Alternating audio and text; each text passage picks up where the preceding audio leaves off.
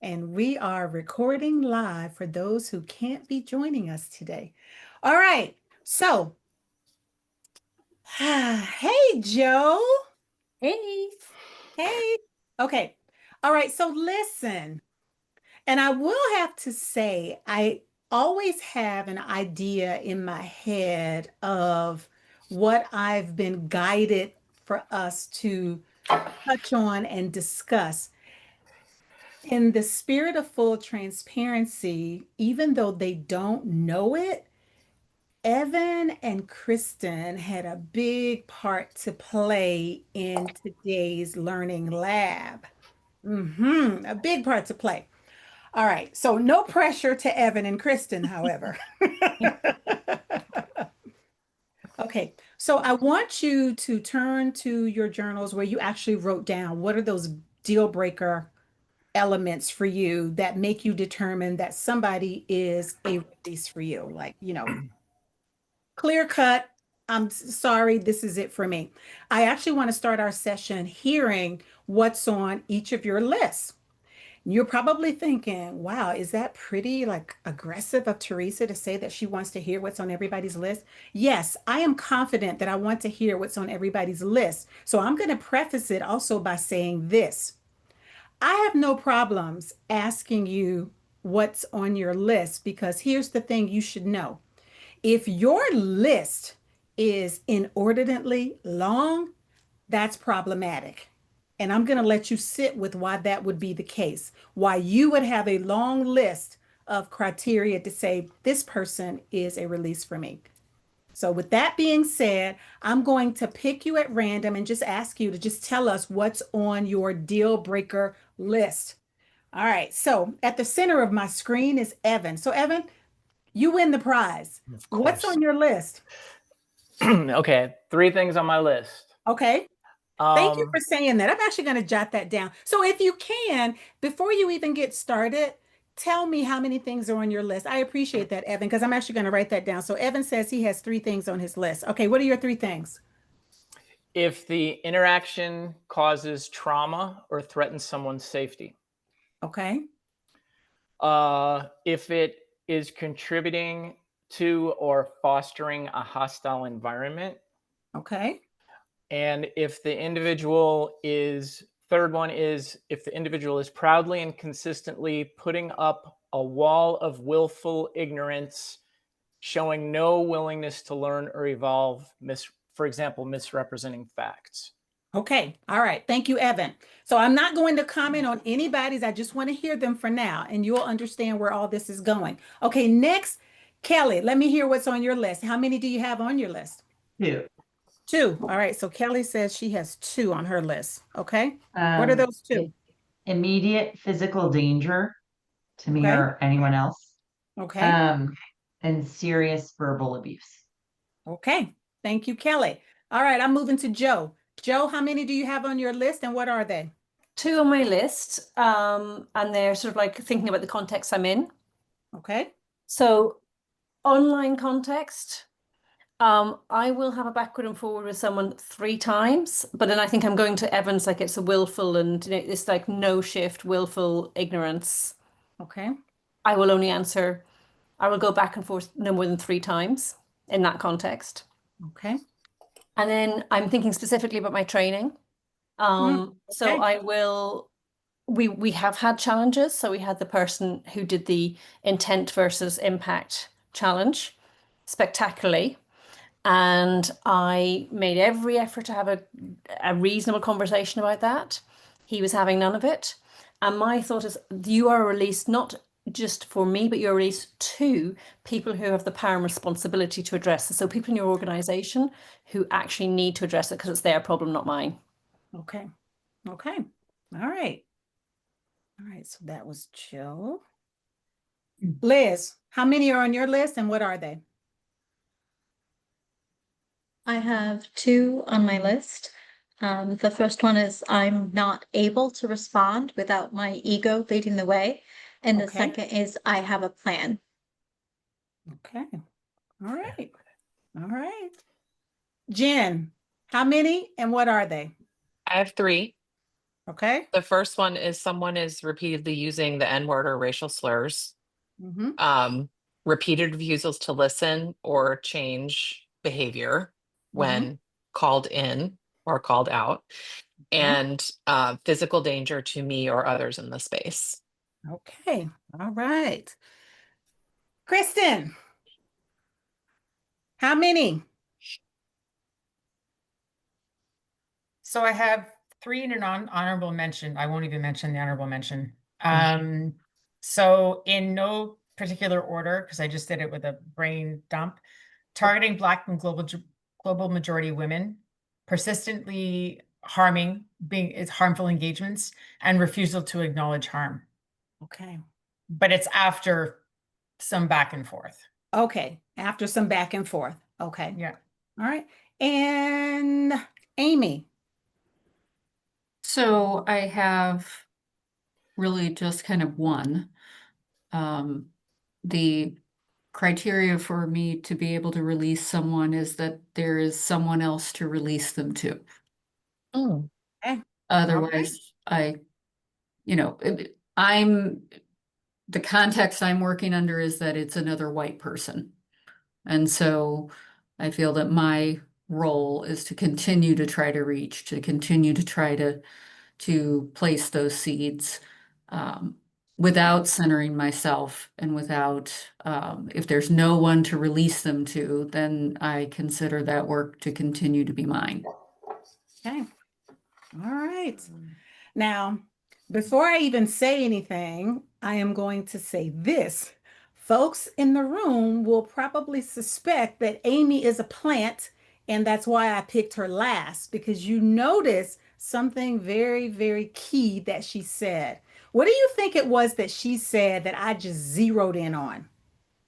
Someone Not to release releasing them them without to. something to release them. Yeah, Jen said it best. That whole idea of releasing them to, that will be so critical just in terms of the season that we are in. When we were in community before together, that was one season. My, oh my, have things changed since then, right? So what worked last time is not necessarily going to work this time. The thing that we know is whiteness can always pivot, and it does constantly. It pivots, it shifts, it evolves, it changes, it regroups, it reinvents itself, it does all the things. And so, guess what? If we're not doing all the things alongside of it, we have no shot. We're already like defeated before we even jump into the ring. So, that piece that Amy said is absolutely critical. Now, I don't give you an assignment without me, not doing it myself. I also completed the assignment. And there are 3 things on my list, and I wrote them down and I put them on a slide. I'm going to share it with you, and I want to give you a moment to process it. And then I have a couple of questions for the group. So go ahead and process what my deal breaker criteria are.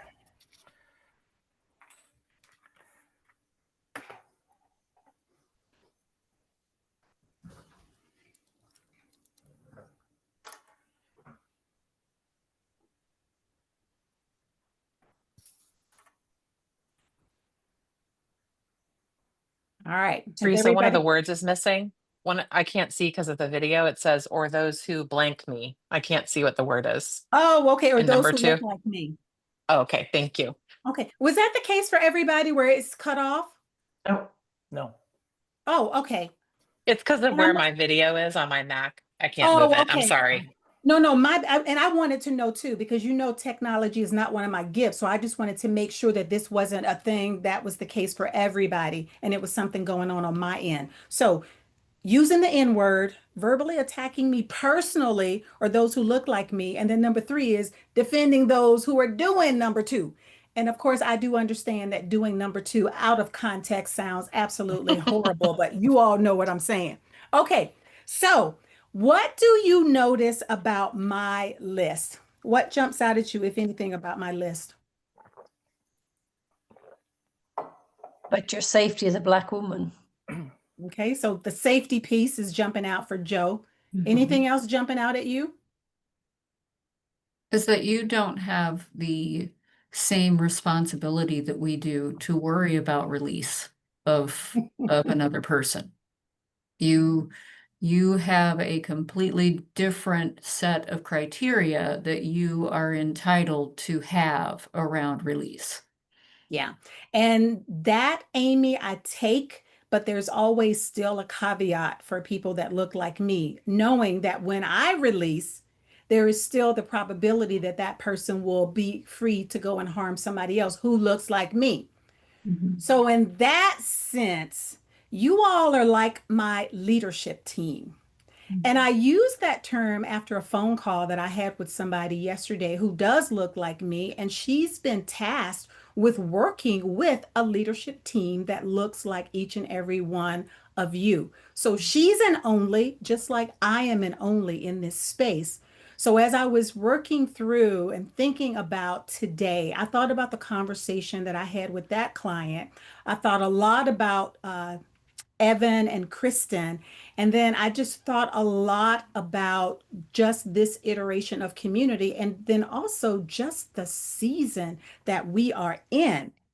What are some other things you might notice about my list? You know, what makes my list different from your list? Well, In it's addition very to what you short. said. Well, your list was short too, wasn't it? There was nobody, I jotted down the numbers. There was nobody who had a list that was comprised of more than 3 things. Well, I did have an honorable mention. There was a 4th, and it was performative allyship. But I feel like I wouldn't release someone for that.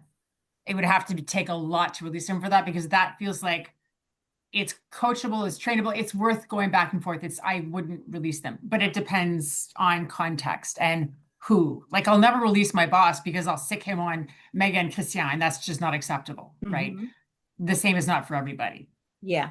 And I think also just the way each and every one of us is conceptualizing this whole idea of what's a deal breaker.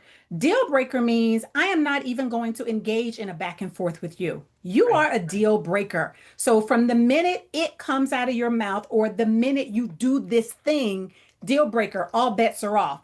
There is no back and forth consideration that I am giving. And so my apologies if I was not clear in that instruction. This is meant to be deal breaker criteria. You've Can I got ask a one person question? has one Sorry. shot. Yes. Can I ask a question, Teresa? Yes. So, I had the same number 1 as you, using the N word and racial Yes, I did slurs. notice that. I did notice that. However, my question is, there are times where I would still say that those words are completely and totally inappropriate and then release them. Like, I wouldn't Yes. just ignore it. So Yes. I wanted to make that clear, that I wouldn't just be like, turn on my heel and walk away. I would address the Right. behavior. Yeah, and that goes without saying. So again, my apologies. That becomes I may say one thing, just like for me, it's not that somebody will say and do something and I necessarily walk away. There's going to be the announcement. I'm like, just like at the airport, I'm going to announce my departure or your release. So for me, so I am going, Flight say, TMR is leaving. that's right. So I would say, you are not my assignment. And then for me, it's this. We're done. There is no back and forth. So yeah, you may make that single pronouncement, but for the most part, yeah, there is no back and forth. It's done. Done. Okay. Now, I want to go back to something that Amy said before I send you to the breakout room, because you're going to go to the breakout room a lot earlier than what you normally would. And obviously, your breakout assignment is going to involve some of this. But one of the things that I want to have each and every one of us think about is there needs to be in this season a further consideration from each and every one of you in terms of what you consider a reach and what you consider a release. I'm spending and focusing more so right now on the release part of it, because what I did notice was this, and this may have been what somebody was getting at that just made this comment. I forget who it was specifically. Even though I made a note that nobody had more than 3 things on their list, some of what we put on our list was very broad and it can encompass so much. But in a way, I'm kind of glad it did, because it then allows me to say this. how much of you and how you are shows up on your own deal breaker list that you just wrote down. How much of that is you or was you? And then also, even if you can't say this is you now, for somebody like me or who looks like me were to have words with you, what's to say that what you wrote down is not you and the very reason why I am releasing you? Nothing for you to comment on. It's just something for us to be thinking about because today is going to involve a serious shift, perhaps for some of you. I already feel like explicitly Evan and Kristen have verbalized this shift and why there is a need for it in this season. But I want the rest of us as a leadership team to come on board with it.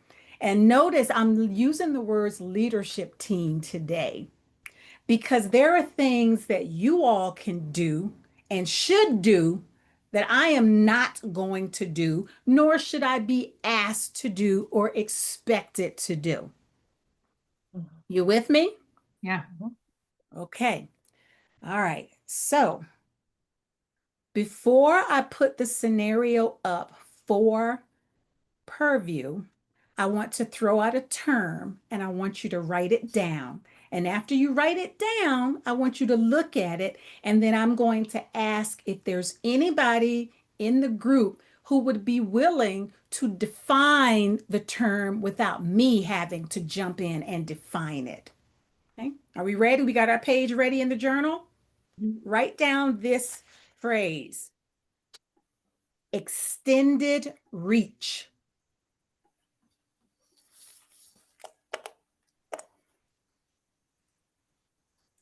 Teresa, my audio is funny today. Can you repeat the first word?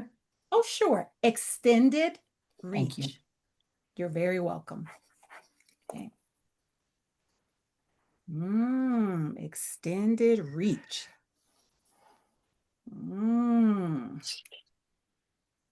What in the world is Teresa getting at with this?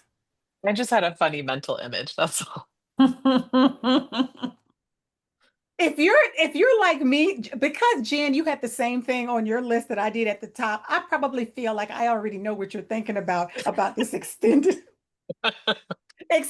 reach, because for me, I also have extended release where I'm coming back at you, not because I want to reach you, because I still got some more things that you need to hear.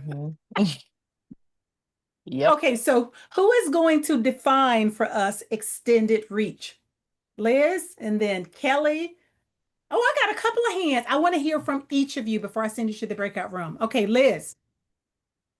I feel like the extended reach is where you know one single word, one single sentence of dealing with a specific person isn't going to cut it, but you know that that might plant the seed so that next time you see them, you can add on, and that over time, you might see real shift in the way a person approaches something.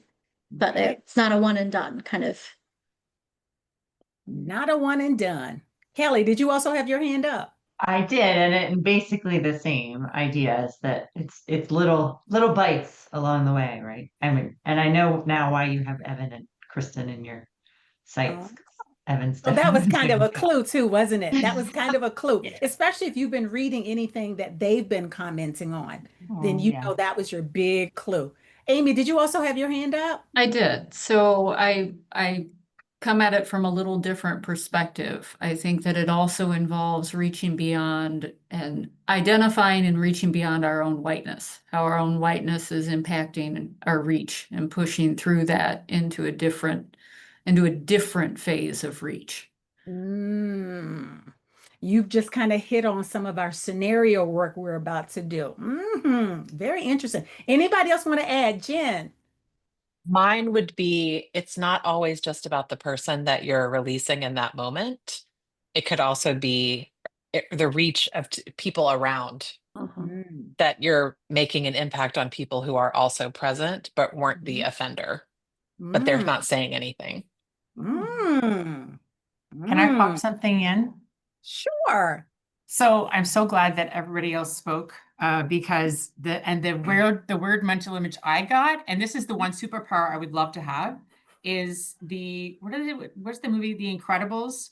The mom was Elastigirl. She could like reach out she could like spaghetti her arms super far out and grab things that were super far away. So so I got the physical extended connotation as well as the extended over time connotation of, Mhm. so that kind of marries in my head anyway, what everybody just said about what it might mean.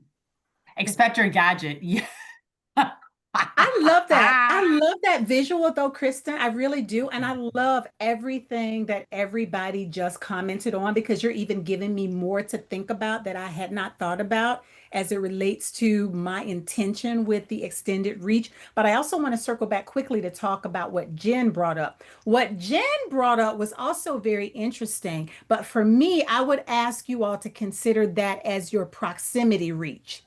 Those individuals by way of being privy to or being witness to the work that you're doing with someone directly, that is very valuable and very powerful. So I don't want to lose that, but I think I want to put that one in the bucket of a proximity reach.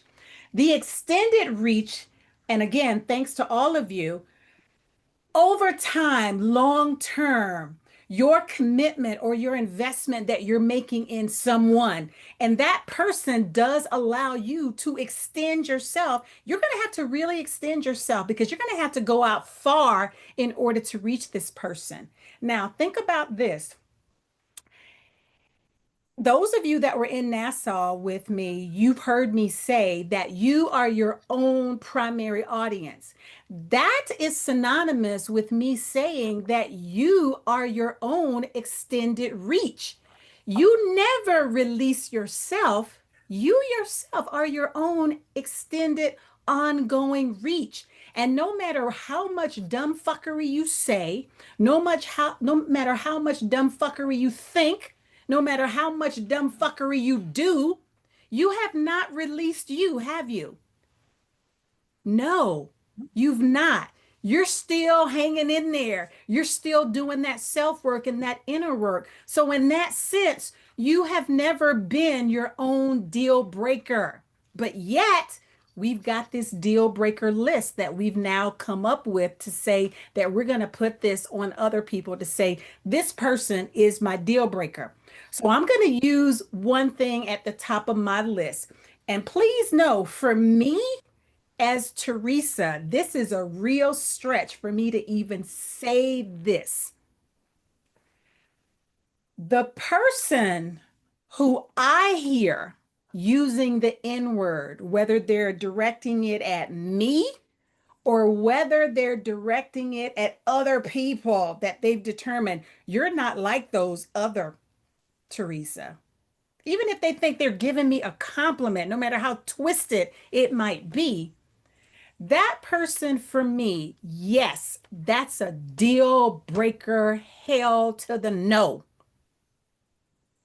No question. I'm sorry. I can't work with you. There's too much trauma and too much foundational rooted stuff around that I'm just not willing I'm just not willing to get at. Going back to Amy's point, it's a serious safety issue for me.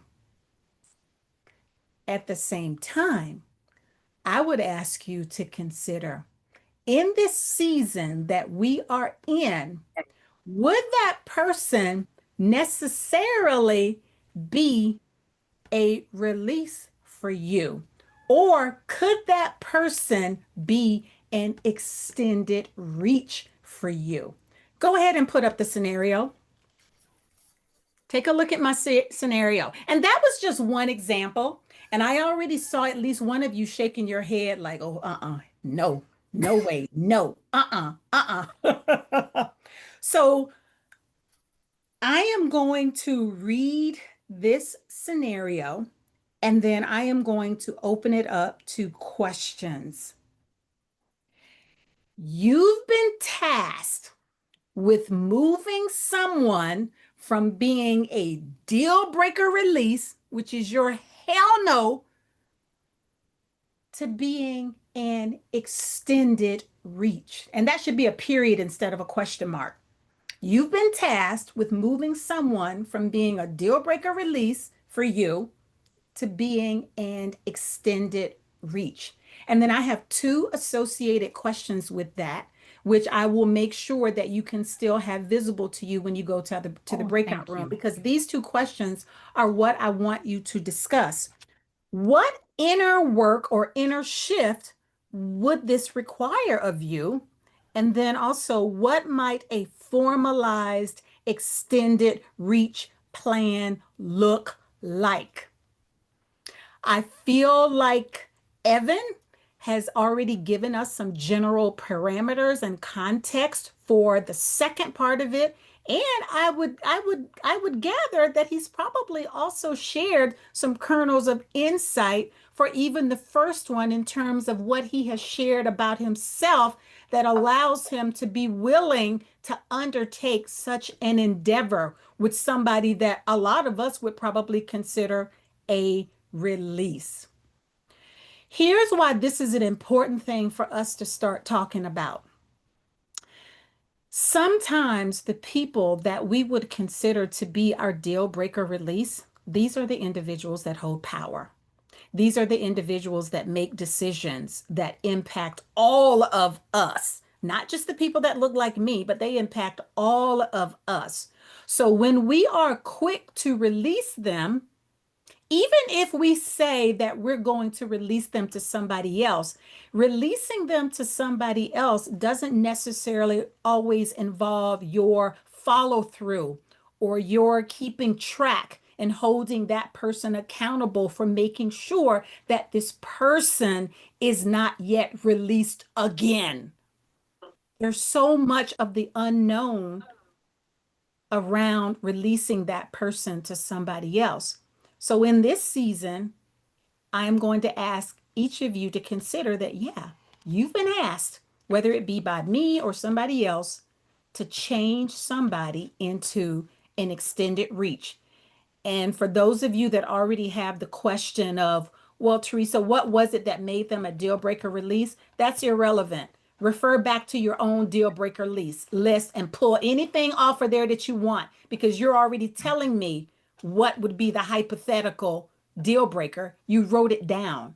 So anything or anybody that falls onto your list that you would consider a deal breaker, I'm now asking you to shift and move that person to being an extended reach. So then in doing so, how do you start to address these two questions? That's what you're going to be talking about in the breakout room today. What questions do you have for me before I let you go?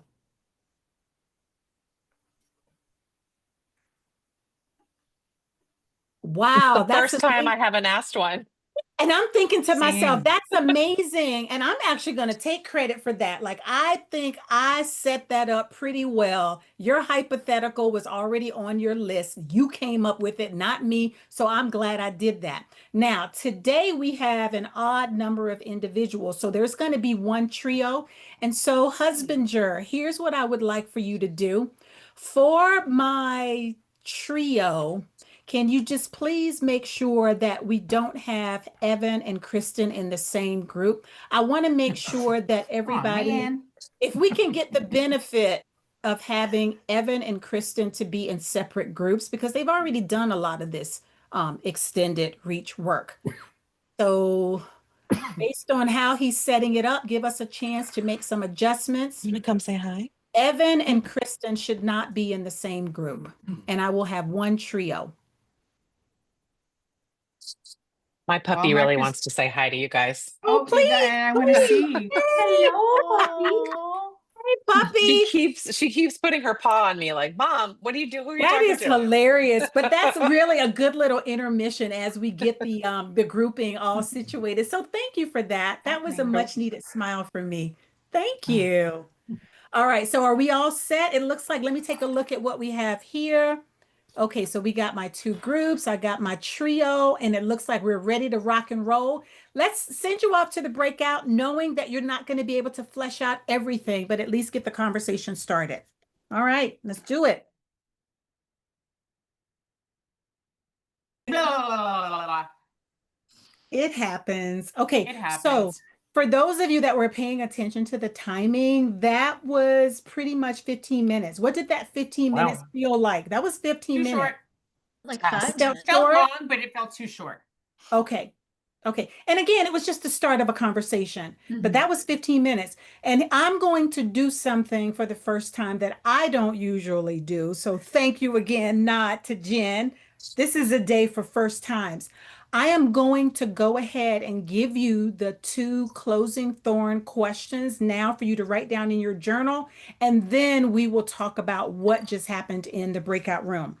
This I do not have for you as a handy dandy slide because I've been changing it and jotting down and doing some things. When you all are in the breakout room, I actually am in my own breakout room doing some things as well. All right, so here's the first question I want you to write down in your journal.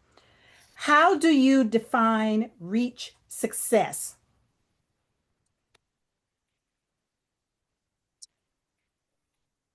How do you define reach success? That's the first question. Here's the second question. How will you determine that your extended reach person has been reached? How will you determine that your extended reach person has been reached?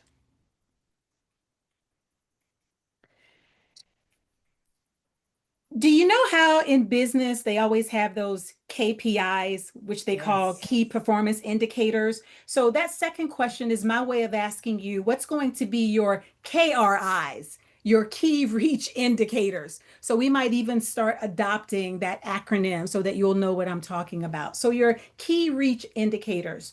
Now, I want to go back very briefly to touch on something that Amy said, just in the spirit of transparency, but also wanting to then kind of rework it in a very pragmatic way because I understand there's so many variables, there's so much context, not just for that person, but also around what's going on with us in any given moment in time. So the Black woman Teresa part of me, without regard for any of all of that stuff, will say this to you. Um, if you don't have somebody to release to, then you better not be releasing anybody. That's what the Black woman Teresa wants to say to you. But that's not always practical. So, what I would suggest then is a better narrative is this. If you determine that there is nobody for you to release to, please give serious consideration to whether you're going to release that person. At least give it serious consideration before you do. Right? Now, you notice the distinction I just made between those two, right? All right. The first one was purely knee jerk. That's how I feel about the thing. All right. So let's talk about what happened in the breakout room. Maybe some of you felt like it was too short. Maybe some of you felt like it was just right. Some of you felt like, you know what, we just only touched on the very first question. We didn't even get to the second question. So all your things, go ahead and bring them to me for the 11 minutes we have left. Let's talk about this stuff because this is not a small ask, is it? It is, I think the second half of the question about formalizing the extended reach was Jen and I spent quite a lot of time on that. And, I loved some of the things that she contributed and, just the, after the initial address, not just the continued follow-up, but sharing resources, which is something that she and I both have done. But is that a formalized process? Is that part of the reach protocol that we have in our lives? And she has asked, I've never asked someone, what have you read? And might be able to share with me. So she creates that two-way street of being able to share resources. And then just, I think we've Before both- you get to that next little piece, let me also just go ahead and insert something that just really hit me around what you just commented on. How many people noticed that I did put the word formalized in quotation marks? Mhm. And it looks like I'm glad I did emphasize that because it sounds like that there may be some of us that have a certain conception of what I mean when I say formalized. Formalized does not necessarily just means what is your plan for sharing resources. Formalized means I actually have a plan for what my relationship or what my touch points are going to be with this person. I am going to create for myself a 3 month or a 90-day plan to work with this person, to try to move the needle with this person. So then what's my structured plan for how I do that? What is that going to involve in terms of my interactions with them versus I'm going to share this formal resource? The formalized part comes into play when we start talking about having a concrete plan, just like you would at work when it's time to start thinking about how am I going to achieve these objectives? You put that plan in place, right? It's not just I'm just going to fly by the seat of my pants. I'm talking a serious plan because this person, as an extended reach for me, this person I've pegged as an investment. And because this person is an investment, here is my plan for this person and my interactions with this person. So when I put the word formalized in quotation marks, that's what I was wanting to steer you toward. Does that make sense? It did, and it definitely, I mean, we came up with, several bulleted items for our plan, and it was just really a great conversation around that. I'm glad. Yeah. And I'm hoping whomever you were paired with or trioed up with, I'm hoping that those are conversations that you all will continue because you know what? That knee jerk Teresa over here, ideally, she wants to see your deal breaker list have nothing on it. Mm, Mhm. that's a word, Teresa. Isn't that? It really is. It really is. So even those people we feel like, oh my gosh, this person used the N word, you are irredeemable. Who are we to say what might be accomplished or not with that person if we determine, you know what? I'm going to dedicate a 3 month period to this person. I'm going to invest in this person. We don't know. So that investment and that extended reach is almost like we're extending grace to this person. And the thing about grace is nobody deserves it, but it is given, right? If you use the N word, we might say you don't deserve nothing. But we're going to say, you know what? But again, that first question, let's not negate the very first question you addressed. What kind of shift in inner work is that going to involve on my part? Because I've got to do some of my own inner work just to be in the same space with this person now. So, how do I be in the space with this person in a way where I'm not wanting to deliver a slap to you every couple of seconds? Evan and I talked about that, I think more than we did the formalized conversation, but Yeah. I think that our initial feeling is when we release someone who, in that sense, like we've just given up on them, there's no help for them. There Mhm. is a sense of relief Comfort. to the releaser. Mm, And so I mean, there's a sense of shame and all the other things too, but there is a sense of relief. Oh, not my problem, right? Not my And problem. so that part we need to contend with and we need to step away from the comfort, as we have said in so many other contexts, but step away from that comfort and own it and take that back. And then I acknowledge that I don't know what I would do about the immediate physical danger, which was one of my deal breakers, but the serious verbal aggression. I know that when faced with someone who's being verbally aggressive, then I can also get that way. Mhm. And so that's a little, something else I need to work through is how to just de-escalate instead of engaging in that behavior. And Mhm. before you can de-escalate, none of the reaching is going to happen. So let me ask the group this question, and thank you for that, Kelly. For somebody that engages in actual physical harm of someone, whether you heard about it or you're in the moment witnessing it, is that the exception to the extended reach? Is I was that just the gonna ask exception? about that. Yeah, Is so that the exception? I don't can it think depend so. on what the harm was? Like if they just lost their cool and popped someone because they were having a fight, but then we realized later that they can learn and they can calm down. Like you all know me, I'm the inner canine study. I come in hot. Do you know what? What you just said is the key to the answer. She says, when they calm down. So you're going to have to gauge the nature of that physical danger, right? Yeah. Because I don't know about you all, but I'm not trying to reach a serial physical attacker offender type. That's for me, no.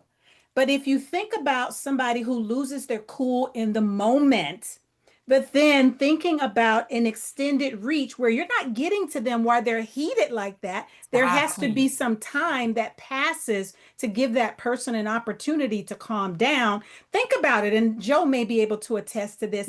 Think about how many therapists are actually in session with people who have been deemed like all the things. You know what Irredeemable. I'm Mhm. Yeah. saying? Right. They're Yeah. sitting across from this person one on one in a room, Mhm. working through things with this person who may have 3 months ago chopped up everybody in their home. Whatever. I'm giving Yeah. a Heard. very isolated, Heard. but you get what I'm saying though, Yeah. right? Yeah.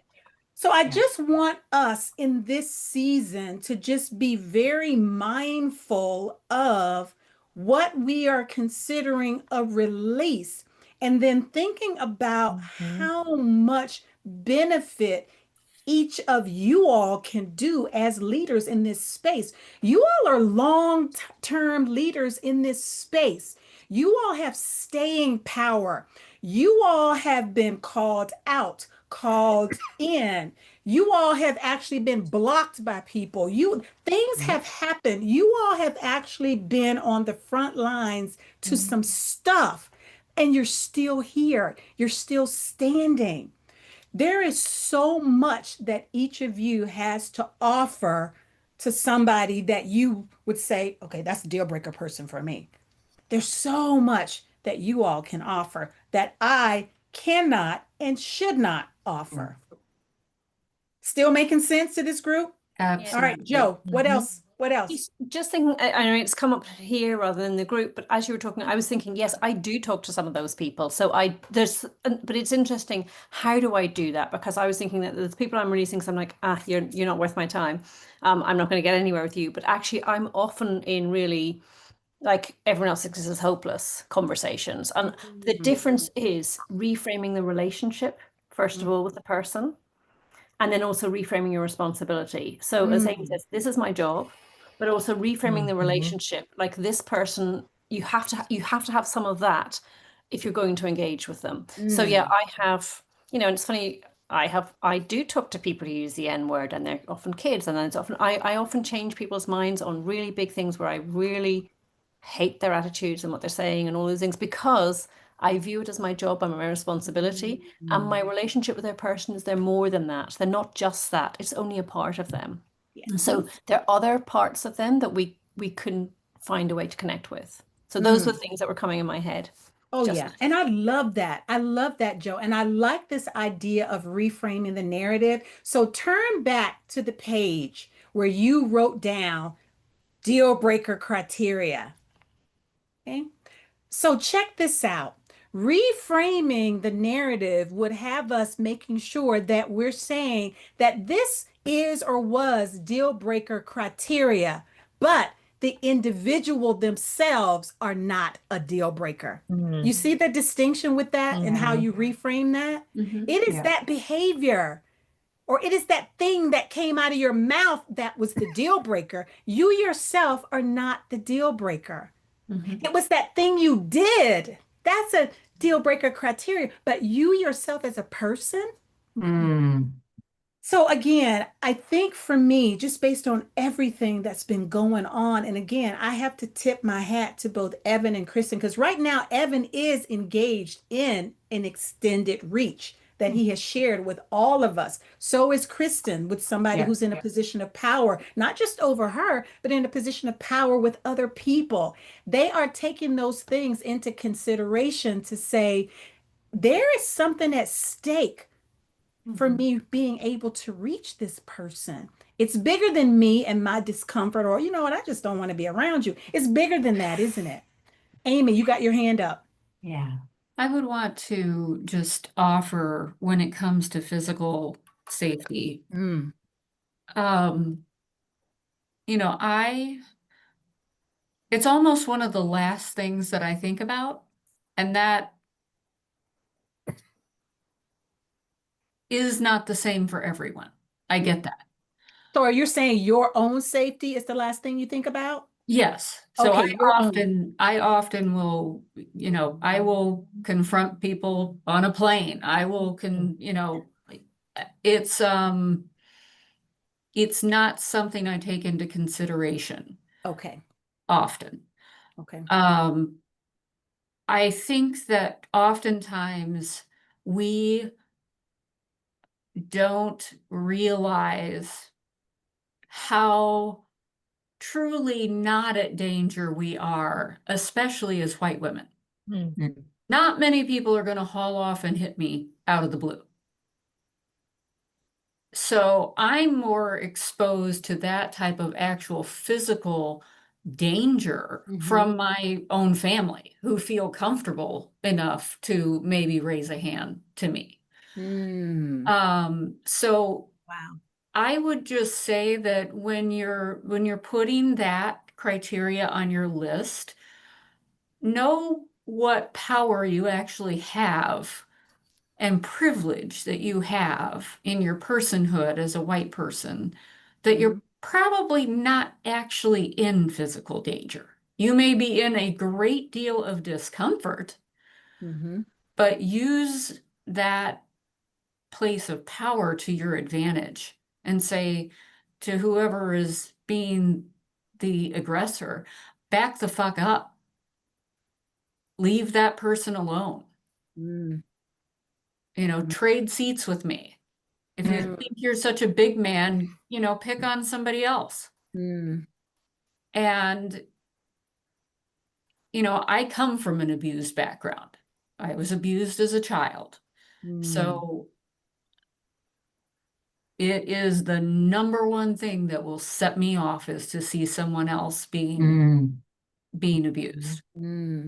So I think that when we think about physical abuse being a boundary, think about whether or not it's really a possibility in the first place.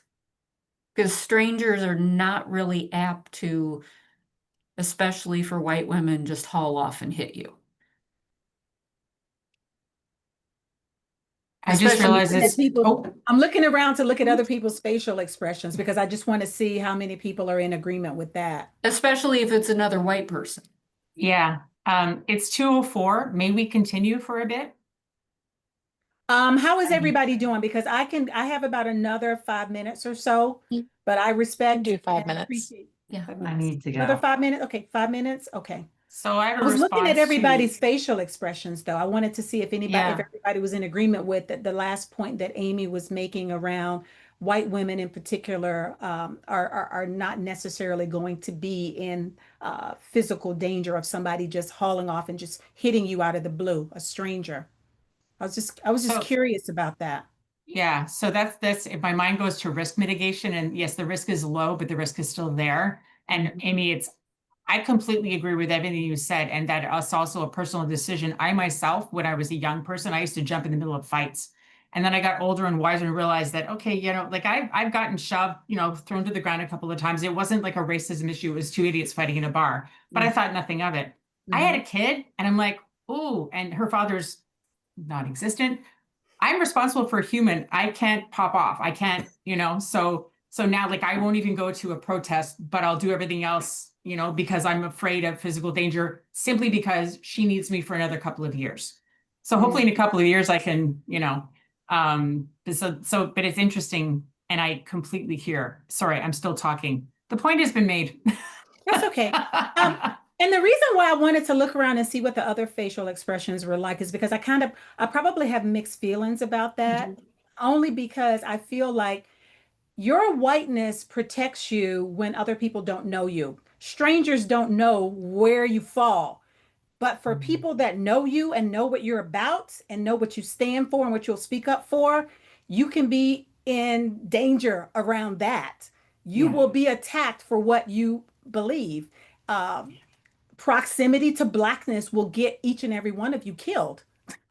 I'm sorry, I'm just going to say it. True. It is No, it's stranger. fact. It's It is true. the stranger piece that may help you. Your white privilege comes in handy when you're just out and about and people don't know you from Adam. They just see, here's a white person. The minute you have announced who you are, what you're about in your value system, you are at risk of being in danger. But you're at risk every day. So Yes, I am. I do not see that as being an excuse. No, I'm not saying it's an excuse, but I just wanted to just be mindful of how we're positioning that as you all not being in danger. There is risk to each and every one of us today on this call. Each and every one of us carries risk. We just carry it differently, and we carry it differently in certain contexts. The minute you make yourself known, you are at risk. That's all I'm saying. So I was just thinking through how you were positioning it, Amy. Yeah. Well, I was thinking more about when I said physical danger to me or others, it's because somebody else has already started a physical attack. Like I'm observing someone being physical or being physical with me. Like they've started it, as opposed to I'm worried it's going to happen. Yeah. But I have been scared when I've taken people on that, Yeah. if I don't know them, especially. And you live in a Because the country only where there people are who've more ever guns hit than there me- are humans. Oh, I was getting Megan. ready to say, Yeah, and go we ahead. know where some of us live, right? Yeah. There's the majority of us on this call. We live in a place where I just posted a poem today. America is a gun. You So- have I more haven't guns looked than at my humans. LinkedIn post It's today. Please insane. go find it. Yeah. Yeah. So two things come to my mind. Amy, I think you're right, because I will speak up, and I have been threatened. I've been threatened by clients a few times. So I know where I can push it to. I will push it, but I will also have to be, I'll have to at some point have some sense of awareness and looking out for things, because so I know twice it's happened. I can think of straight off right now, and I do take action in those times. And I will tell you another thing. When you mentioned that about where you live, I would act differently in America than I would in the UK. So at the moment, and maybe it's because it's alien, but I'd be much more frightened speaking out and being fearful of stranger danger in America than here. And That's so real. you should be. And so you should be.